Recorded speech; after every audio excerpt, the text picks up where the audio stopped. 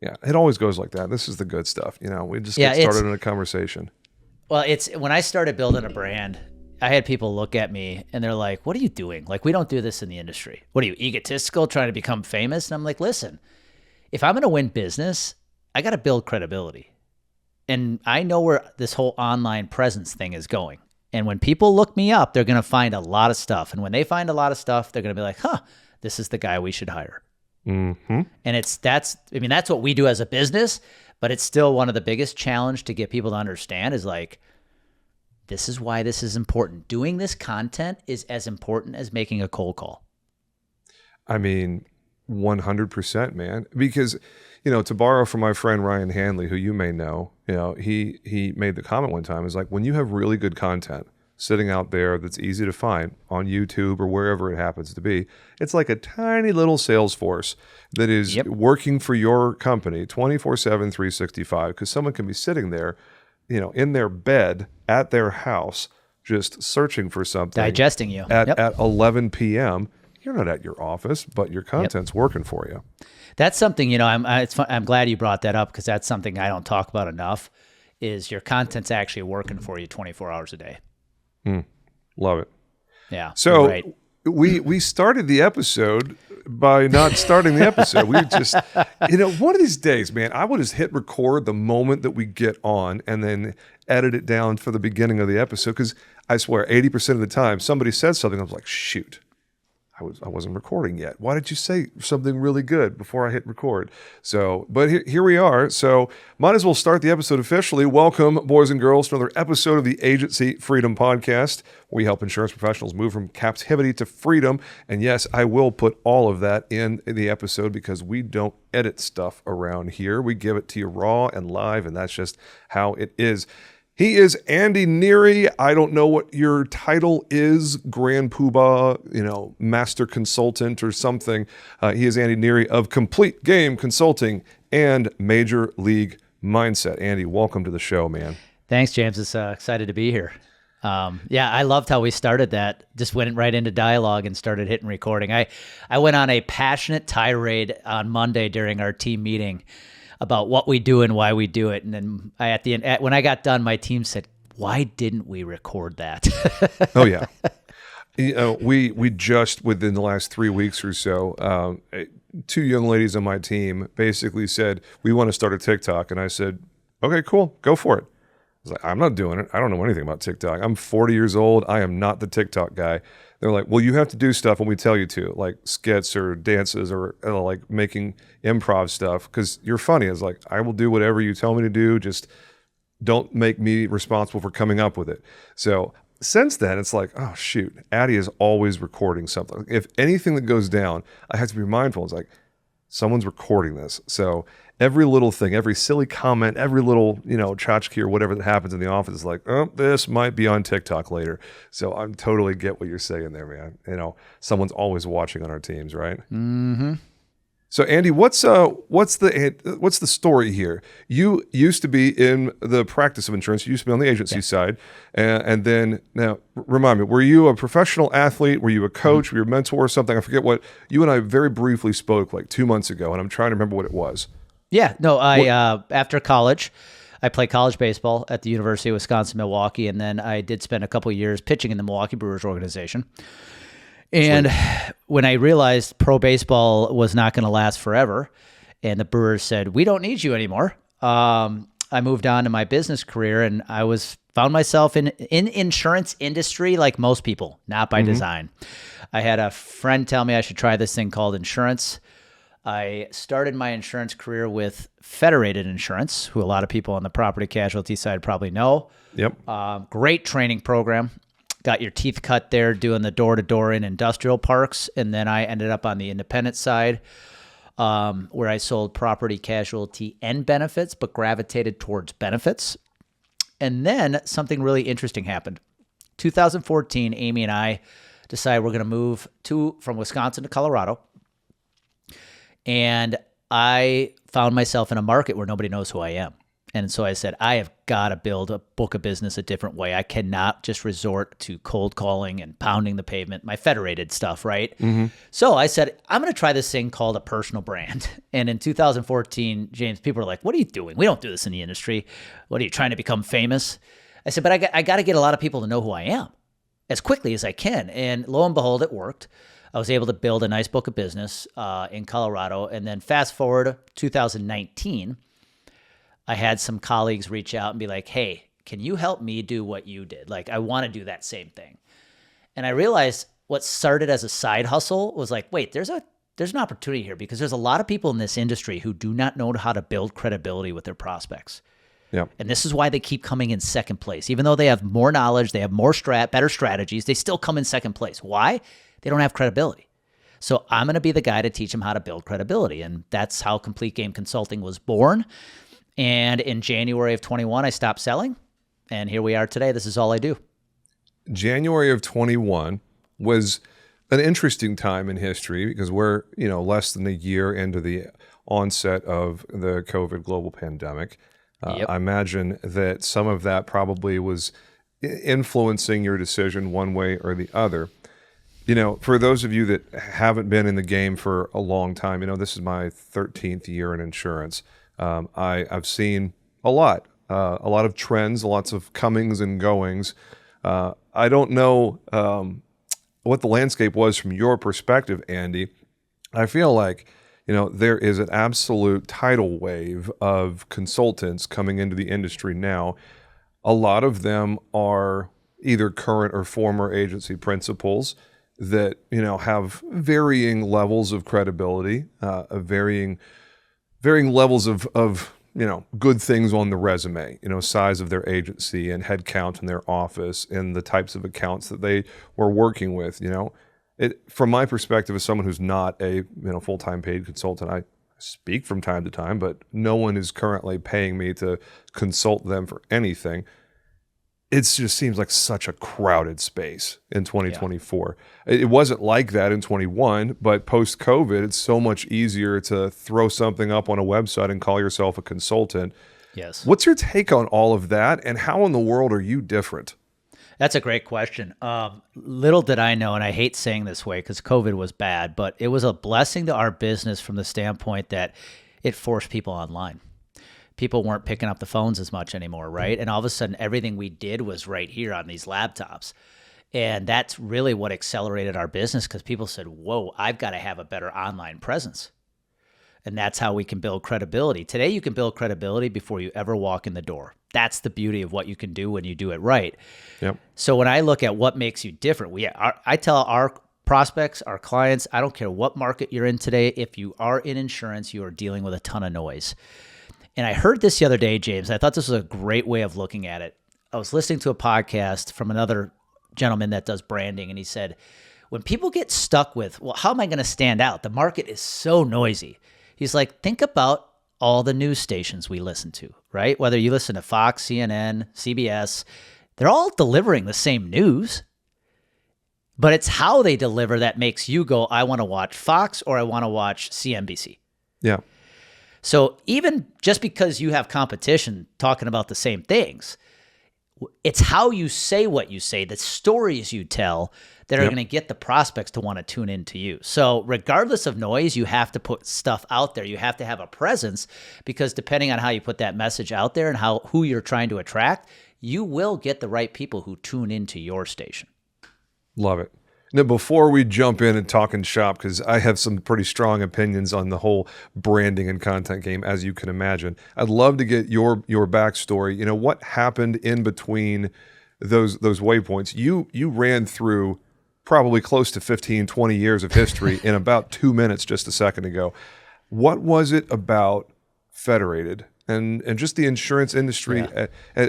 There's so many former college and professional athletes that have found their way to the insurance and financial services world, whether it's life, through Mass Mutual or Northwestern Mutual. That happens. New York Life, Mass Mutual, and Northwestern seem to be extremely good at recruiting former athletes. So many. But then even on the PNC side, a lot of former athletes. There's a lot to be said about that. But I'd love to get your your story in between going into the baseball world and just that chapter of your life. How in the world do you say, this is how I'm going to spend my time? It's a great question. What I'll share about my baseball story quickly with people is I get a lot of people, James, who say, man, you got to play pro baseball, spent a couple of years in the minors. That must have been cool. The thing about my baseball story that I don't share all the time is it was great to get that opportunity, but I also didn't reach my full potential. And so though I was blessed to have the opportunity, I know I could have been so much better. And the reason my pro career only lasted a couple years is because every day I played the game in fear of comparison, fear of failure, and fear of judgment. Yeah. And when you're a free agent, I was a free agent. I was not a high draft pick. It's easy to live that way because every bad outing on the mound as a free agent could be your last outing. And so you lived with this, I have to be perfect today. At least I know I did. And that fear, it actually impacted the first decade of my insurance career. I still lived with the same fears of judgment, comparison, and failure. I got in the business, honestly, because a family friend said, if you come into this business and you make it, you will make a lot of money and have a lot of schedule freedom. I'm like, sounds good to me. And I think that's how a lot of people get in, James, right? Very few people get in this business by design unless they're second generation. Maybe they went to college for risk management. Yep. But a lot of people get in because they're sold on the money. And therefore, they come in without a good plan. They want to make as much money as fast as they can. And the sad thing is it's easy to get burnt out as quickly as you got excited. Yeah. I love the way that I forget who it was. I can't credit them correctly. It's like, insurance is the world's greatest get-rich-slow scheme. Just like, if you think you're going to get rich quick in this industry, oh man, you're in for a rude awakening. Is it amazing? Yeah, it is, but it's going to take a while. Yeah, I still remember getting interviewed by Federated, and they hand you this brochure. And you open it up, it's a 3-fold brochure, and right in the middle it says average marketing rep for Federated makes, I think it was like $147,000. And that was 2003. I was like, cool, this is awesome. And I still think about that because I remember about 3 years into it, I'm like, there was one thing they missed in that brochure that I wish they would have said. Not even that. Oh, by the way, to make 147, you're going to have to work your butt off. Yeah.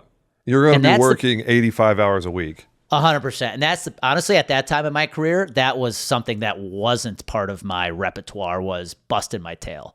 Yeah. And so that's why I fluttered for the first decade of my career, because I didn't want to put the work in. I thought this was, hey, you told me I'd stick around and make a lot of money. Where's the money?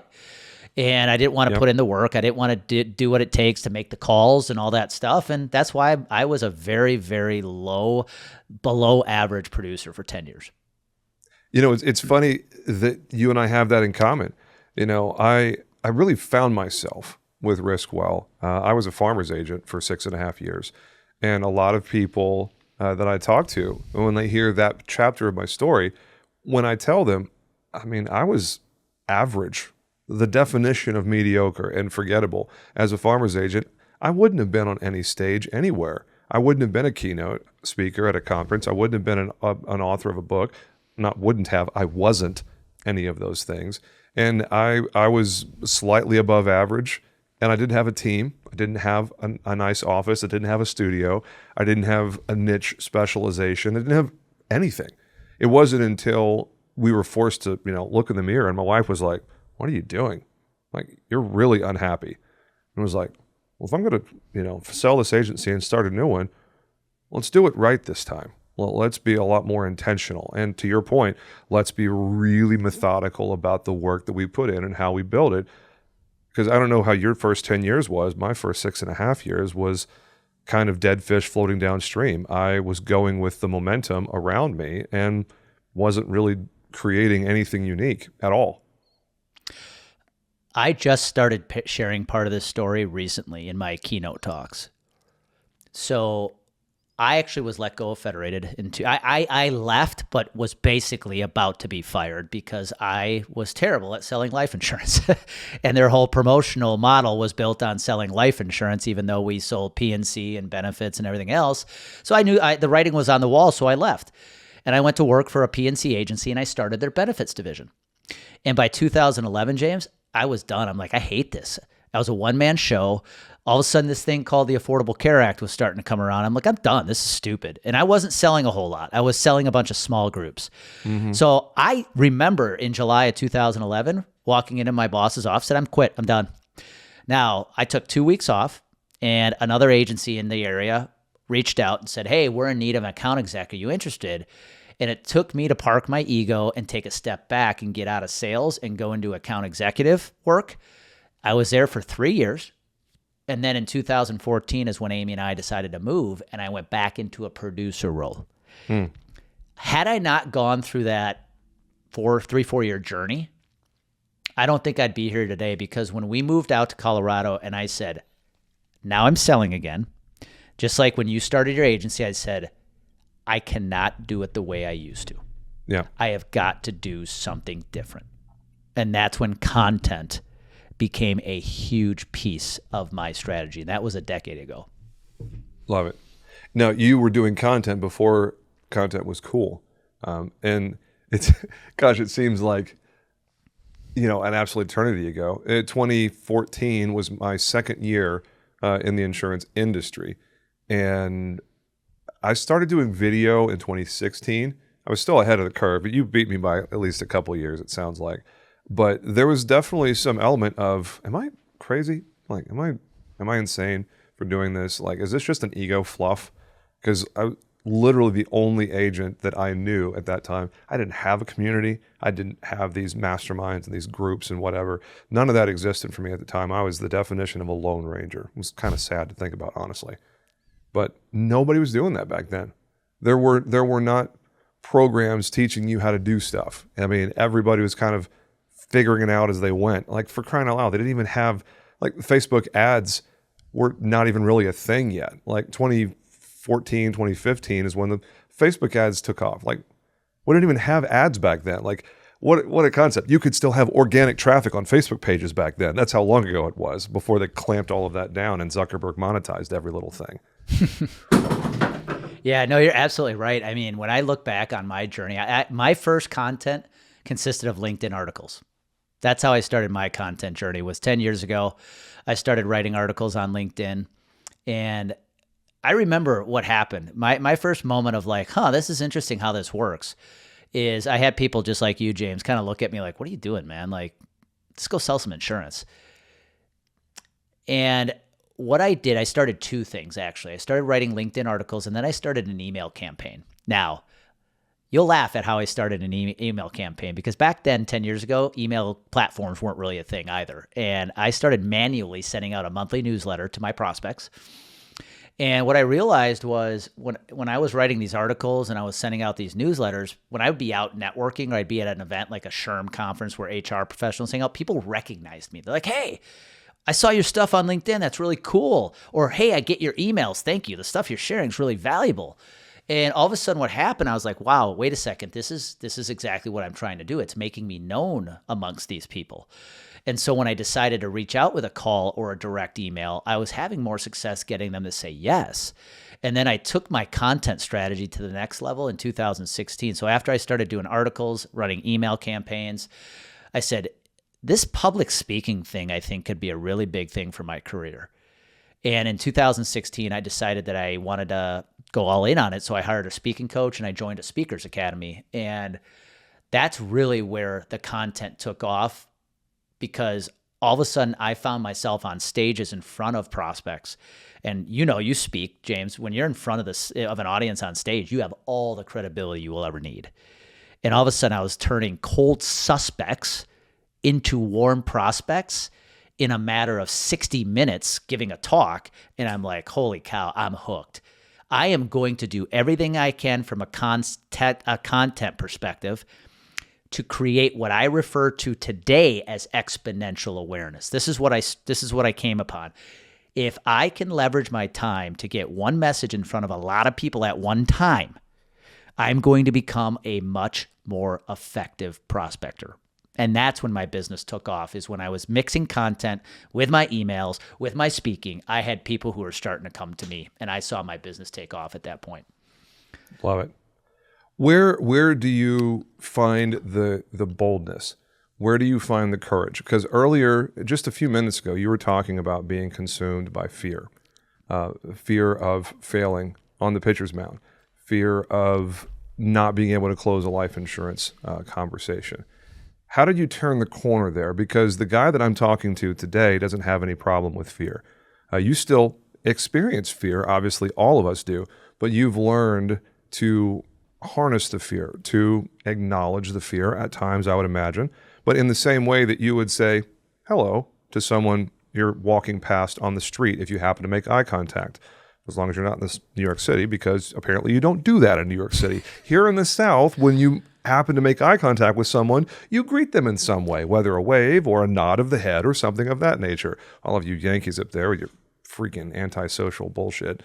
I don't know what that's all about. But anyways, I digress. I'm thinking of my buddy Hanley is like, no, we don't do that up here. No. You Southern people. You're making me laugh, James, because we just moved back from Colorado to Wisconsin in May of last year. Yeah. And one of the first things that really shocked Amy and I was when we were out for a walk. We're like, wait, people are waving at us. People are saying hello to us. We didn't get that in Colorado. Like, you would walk past somebody in the neighborhood and their head would be down. I'm like, here they're actually waving out of their cars. It was for us. It was like, holy cow, we're back in the Midwest. Midwest, nice, baby. It's a thing. I swear, the Midwest is basically the South. So, anyways, I digress there. How did you get out of that fear and anxiety loop? You don't know it yet because I haven't told you, but I'm still kind of going through a process that I'll explain after you tell your story there. How in the world did you get over that fear and anxiety loop? Great question. I would tell you the pivotal moment was the move, and I'll explain in a second. Up until 2014, I was so consumed with what people thought of me. I was so worried about how people would react if I said something or put myself out there. I will tell you that comes from a childhood of being a chunky kid. I know it sounds weird, but I was a chunky kid. And you get made fun of a lot as a kid, right? When you're chunky, and mental health wasn't a thing back then like it is today. And I think there was a lot of fear as a kid of putting myself out there, because if I received any kind of attention, it was probably negative. And so I think that stuck with me for a long time, James, where I just I wanted to fit in. I didn't want to stand out. And I was worried about what other people thought of me all the time. Well, when we moved, it was kind of a way for me to start over, really, because now I'm somewhere nobody knows who the heck I am. Up until age 36, I lived in an area where people knew me since I was a kid. I'm now in a market, nobody knows me. I can create whatever I want. And for whatever reason, in that moment, being a complete anonymity, I realized I got nothing to lose. I've got a chance to recreate my brand here. And I made a commitment to myself that said, if I'm going to do this, I got to be okay with people not liking it. I got to not care what people think. And I think that move was really what allowed me to do that. And I'm not telling people you got to move to get over that fear. But for me, it was finding myself in a new market, which was scary, but it gave me that chance to basically build another brand. And that's where my attitude and everything else. And by the way, I'll mention at that time is when I at 2014-15, is when I really started diving into personal development too. I started following people like Darren Hardy, Tony Robbins, and these people who teach mindset. That also helped play a role, is really to start working on myself mentally to put myself in a position to overcome all those fears. Do you mind if I just keep going in this direction? I think we're kind of onto something. One of the things that I have been dealing with in the last several months, I had a full-on panic attack November 6th of last year. First time I've ever had one of those. Everybody who knows me is like, you had a panic attack? You're like the most confident, outgoing person I know. I was like, I don't know what to tell you. I had a panic attack, and here's why. And here's how I got to that point. And I've been in therapy for a year and a half before the panic attack happened, so it was even more surprising. But one of the things that I have been processing through since then, and since very publicly acknowledging on this podcast and in other content talking about, hey, I'm dealing with chronic anxiety. I'm dealing with some really negative self-talk and just kind of being transparent about my journey there. The other end of the pendulum swing of not caring what other people think, because there's a lot of shame, a lot of imposter syndrome that comes out when I'm a paid speaker. People spend thousands of dollars to have me come to their audience and talk about whatever. I published a book last summer. When those things happen in the same calendar year that I have a full-on panic attack and find myself staring at the ceiling of my hotel room in New Orleans, like 12 hours after I was on stage as a keynote speaker at a conference, the most humbling thing ever. But the hardest part of that was shame of what are people going to think? I can't talk about this because they're going to think I'm a fraud. Worse than that, I think I'm a fraud right now because this happened and I don't deserve to be on that stage. That hyperfixation on reputation and shame and whatnot, the other end of that pendulum is calloused harshness and going, I don't care what people think. And then you end up a jerk or an asshole or a bitch or whatever word someone wants to use to describe someone who really doesn't care what people think and does what they want and doesn't care about collateral damage or emotional trauma that they end up inflicting on people in their circle. How did you manage staying in the middle where I can tell that you're emotionally intelligent. I can tell that you're a high empathy kind of person here today in April of 2024 as we record this. How do you stay in between those poles, those extremes that are both really toxic and really detrimental? On the one hand, being consumed by anxiety and fear. On the other hand, just being a self-absorbed, detached jerk. Yeah, great question. On one end, I think, and I can't tell you when it happened, but at some point in the last 5 or 6 years, I validated myself. And what I mean by that is the moment I felt validated, and it might have been when I started this business, James, because I kind of felt like I knew this is what I was born to do. I no longer cared about I have to be at this conference or I've got to be hanging out with this crowd or oh my Lord, what is this person going to think, right? I'm me. I'm happy to do me. Yeah. And if you don't like me, I'm sorry, we're probably not meant to do business. And honestly, you want to hear something funny, man? I'll share this and maybe there's a little humor. The other little epiphany I had with that, because again, I was somebody very, very fearful of what people thought of me. I can remember our first big win with Complete Game Consulting was getting hired to do a workshop for a very large, well-known insurance company in our industry.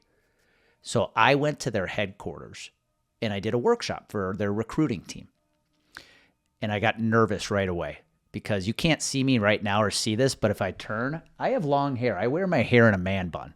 No, we're recording video and this is going to be on our YouTube channel. So they absolutely can't see it. You can see my man bun.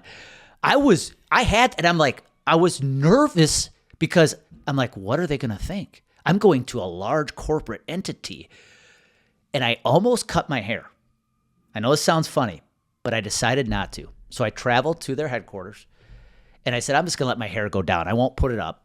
And so I start this workshop and about 5 minutes in, my hair is everywhere. And I finally said, guys, would you mind if I just put my hair up? And every single one of them looked at me like, yeah, man, go ahead. Do what you got to do. Yeah. And it was that little moment, as simple, as mundane as that sounds, it was that little moment of like, I guess I can be myself. Here I am at a large corporate office for a very large insurance company. They don't care. I see you've got tattoos on your arm, right? They don't care. They really don't. And I think it was moments like that. It wasn't just one thing. It was moments like that where I'm like, what am I so worried about? I'm the one who's worried about what other people think. They could care less. They're busy living their own life. They don't care at all. And that's when the content came easier to me, James, is when I said, why am I so worried about what I say or when I put it out there, what time and how does it look? They don't care. They're worried about themselves. Yeah. Or if I don't post something today, what's going to happen? Nothing, because nobody cares. And so they care about the value that's delivered. 100%. And this, we'll just pivot back to something that resembles an insurance conversation for a second. One of the things that we're kind of reformulating the way that we communicate our mission, our values, our reason for existing in the marketplace. And I've come to understand that it's consolidated down to really two things. RiskWell has two jobs. I personally, as a leader of RiskWell, have two jobs. One, build trust. Two, solve problems. That's it. There are no other jobs. Love that. Insurance is a vehicle that we do those things in. Risk management is a vehicle that we do those things in. People care about building trust. When I build trust, they care. When they go, oh, he told me something real. He helped me understand something. Maybe he disclosed something that may not be entirely, favorable, but he told me the truth. Oh, I trust him a little more now than I did before. Oh, he told me a story that is not entirely flattering about himself. I trust him a little bit more now. He told me about a failure that he had in the marketplace, a mistake that was made, and what he did to help, mitigate the damage of that mistake. I trust him a little more now. Maybe it's answering a question. Oh, he gave me useful information. Or he anticipated my needs and told me something that I hadn't yet asked him about. A little bit of trust, a little bit of trust. And then obviously all the problem-solving things we know. Those are the reasons why we exist. Those are the things that we do. That's what people care about. The content, I don't think they care at all about the content. One of the things I say on my keynotes is your stakeholders are all selfish. They are all self-interested. They all care about themselves, their family, their friends, their business. And that's fine. That's their job. It is their job to provide for themselves and their family and get the life that they want. Of course they're going to be selfish. Understand that and play into it. Feed them and they will give you what you want by, buying your products or services or sending you a referral because they like what you did for them or you make them feel good about themselves. Am I on the right track here? I'm getting a lot of head nodding, so I feel like we're tracking. It's what you just said is the reason why 97% of marketing in the insurance industry is completely ineffective. Yeah. Because your prospects are selfish. It's so bad, man. They only want to know one question in your marketing. What's in it for me? Yeah. And far too much insurance marketing is all about the agency. Nobody cares. Your prospects just want to know what's in it for them. And if you want your marketing to be more effective, stop telling your story and start telling theirs. And I think something you said, James, that I want to go back to is the building trust and solving problems, right? Our prospects are more skeptical to sales pitches. They sniff out sales pitches better than they ever have. It is harder to build somebody's trust today than it's ever been, right? Yeah. So the one who's willing to open up and literally be completely transparent is going to win.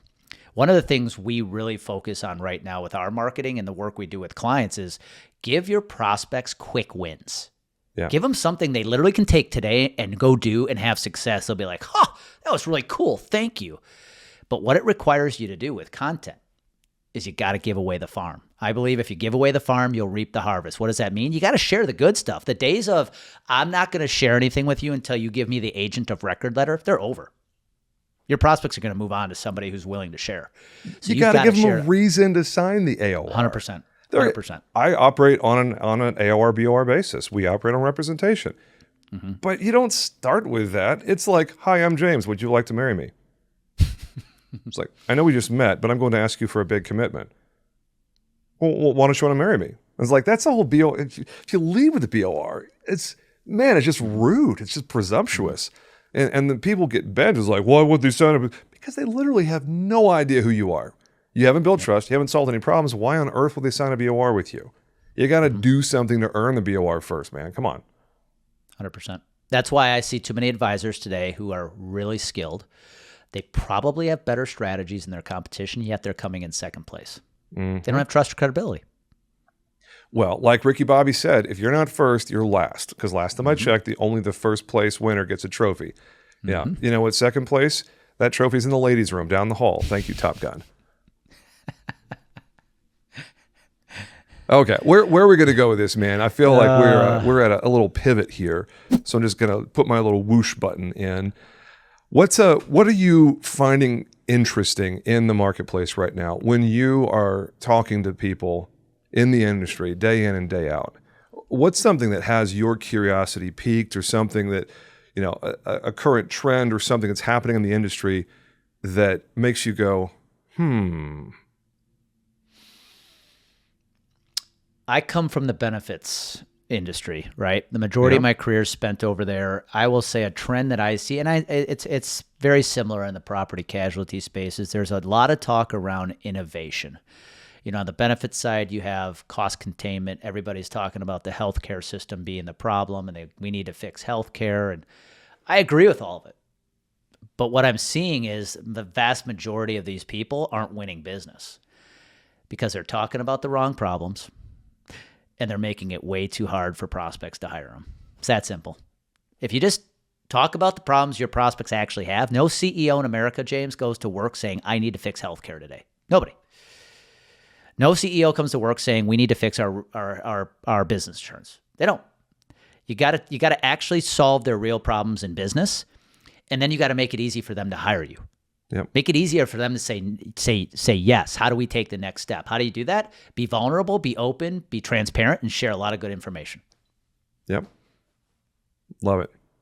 And sharing that good information, how do we start with that? What is the step one? When someone is listening to this podcast and goes, yeah, I get it. I understand that I need to do it. I just don't know how. Like, how do I get started? When I hit record, what in the world do I talk about? What's your advice to them? Great question. So when we work with producers and agencies, we walk them through an exercise we call the five-star prospect profile. So I don't know if you've read the book Building a Story Brand, James, but I'm a Story Brand certified guide. So we use a lot of the templates and terminology from Story Brand, but really what we're doing is identifying your ideal prospect. So if somebody's going to start a content journey, here's what I want them to ask themselves. Who's my favorite client today? And why? Why are they my favorite client? What are their psychographics? How do these people think? What do they stand for? What do they believe? Why are they your favorite? What problem do you solve better than anybody else in the market? I know you solve a bunch of problems, but there's one. You got to become known for just one thing in your content if you want it to grow.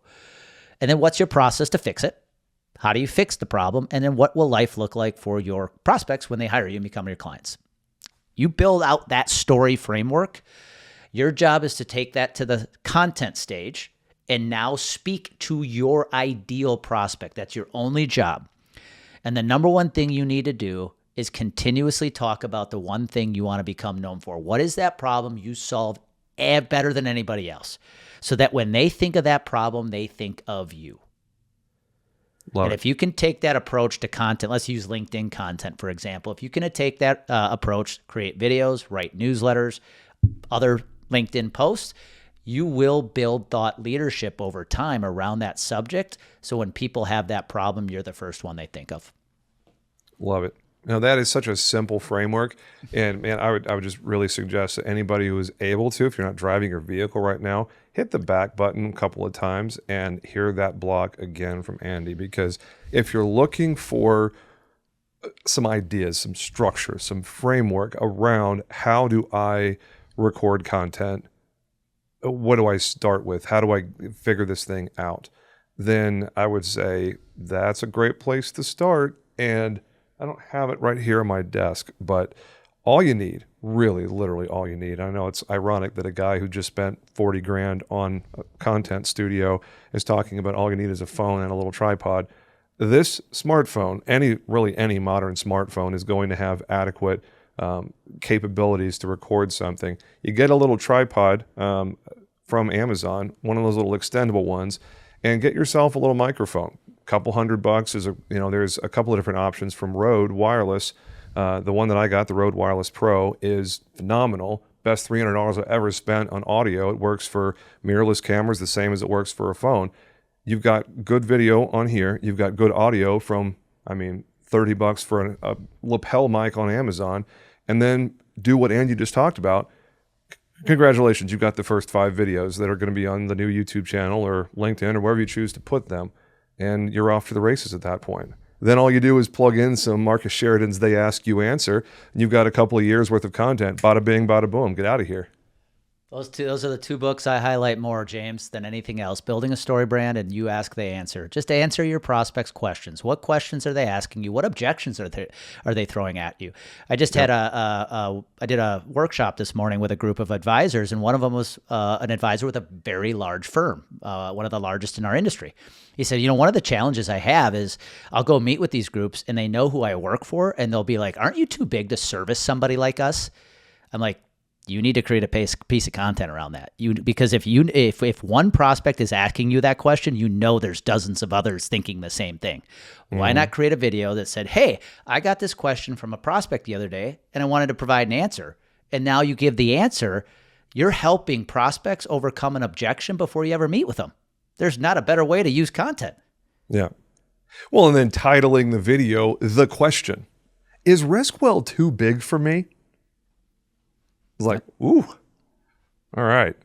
Elephant in the room, done. Check. Yep. Next. 100%. I promised you 40 minutes of runtime, and we're right about there. This is your opportunity to promo literally whatever you want. Shamelessly pitch yourself in any way that you choose. We're about to wrap the episode, and you've got some really good stuff, man. I imagine you're going to get some people that are going to subscribe to your social channels. Well, first of all, I thank you. Engage with you at some point. Yeah, thank you for the opportunity, James. I'd say number one, come connect with me on LinkedIn, Andy Neary, Complete Game Consulting. Come check us out at CompleteGameConsulting.com. And if you have an agency or a producer who knows you need to build more credibility with your prospects, you need to have a better online presence. The number one question we help people solve, James, is when somebody Googles you, which they will, what are they going to find? Because your online presence dictates your credibility with your prospects. So if you're an agency or a producer who knows you need a better online presence to build that credibility, that's what we do. Simple enough. We're going to put all of your links in the show notes, the stuff that you filled out on the guest information form. We're going to put every bit of that in the show notes. Cool.